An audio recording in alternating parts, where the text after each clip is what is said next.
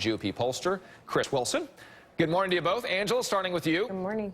How do Democrats leverage these early Republican developments, these controversies that are brewing at the moment? Well, Richard, as you know, these things happen all the time. Right. And I think the bigger thing that we need to focus on is the Gallup poll that was released that said that politicians are the biggest problem facing America at this point, not even the economy, although it was a close second. I think the reality of that is that, you know, human frailties are fine, but the way in which you deal with them is abundantly important. I think folks are very tired of this, you know, either this or that type of political atmosphere in Washington. It's a frustrating place to work.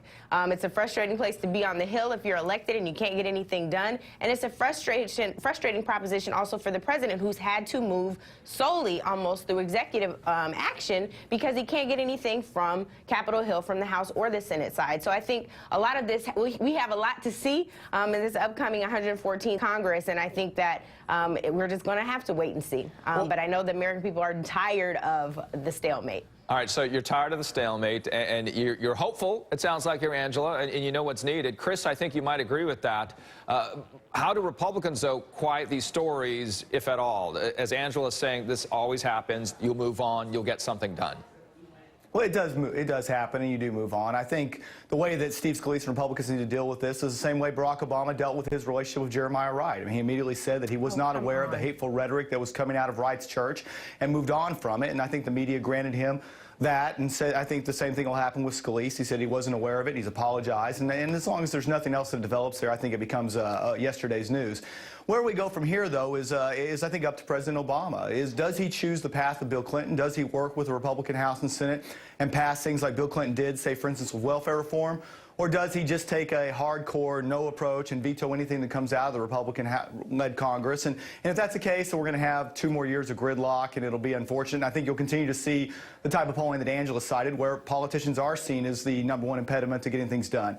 And I'm hopeful that there will be a new spirit of conciliation as we move into the new year, and President Obama will take the opportunity to learn from, again, the lessons of Bill Clinton coming out of the '94 elections and work with this new Republican Congress and hopefully accomplish some things moving into 2016. Angela, quickly responding to Chris and his pointing to the president and him taking action moving forward. There's, of course, Congress that needs to be part of this, too. Sure, 2 things. I think that folks can learn from President Obama at this point. We did just see the Gallup poll numbers and the fact that his poll numbers now are higher than where Bill Clinton's were at this time. Secondly, just on the Scalise thing, Scalise was still taking donations from this same man that introduced him to this white supremacist group. So let's not Jeremiah Wright this, please. Oh, and Obama was still meeting with Jeremiah Wright going into the elections in 2008. But you know it was far more complex than that. Let's not talk about that. I disagree. I'm not going to do it. The parallels are very clear. I They're want to move not on. parallel. I want to move on to what was talked about, and that are the Boeing approval ratings that the president is getting towards the end of the year here. And you were alluding to those, Angela. Now I'll go to you, Chris, here on those numbers. Does that therefore mean that Congress has to deal with a more popular president coming into 2015 here, and we'll see more things happening because they'll be willing to come to the table? Well, as low as they'd gotten, I don't think there's anywhere they could go but up. And I don't mean that pejoratively. I do think there is a situation as we move into a new year that people are willing to take a new look at people. And that certainly is true with the President of the United States. And so I mean that sincerely, that I'm hopeful that there are opportunities for the President and Congress to come together and fix some of the issues that have not been dealt with over the last couple of years that, frankly, have been stopped in the Democratic Senate. I mean, the really biggest impediment have been between Harry Reid and President Obama. And now that you've got a new leadership coming in the Senate, hopefully there'll be a little bit more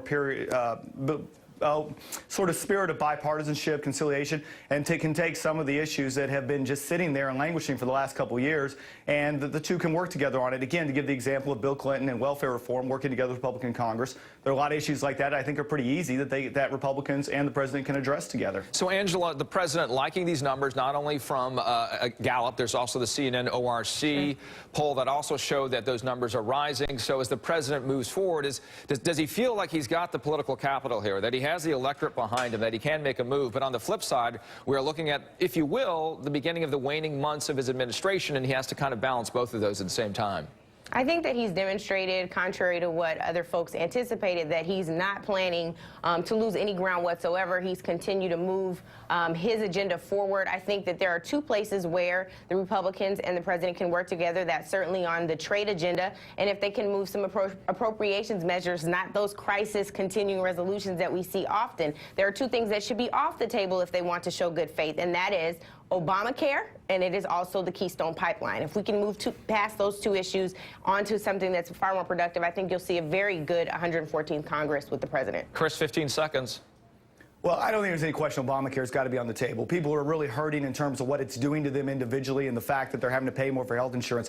So if he tries to take Obamacare off the table, you're going to see his approval ratings absolutely plummet. And as the American people are going to revolt against the amount of what they're having to pay in higher fees. They're losing their doctors. People are hurting over that. And I think to try and suggest that that should be off the table is a complete insensitivity of the American people and the plight that they're going through right now with health care. Chris Wilson. So I think that would be an unfortunate aspect. Chris Wilson, Angela Rye, you both have a great new year. Thanks to both for your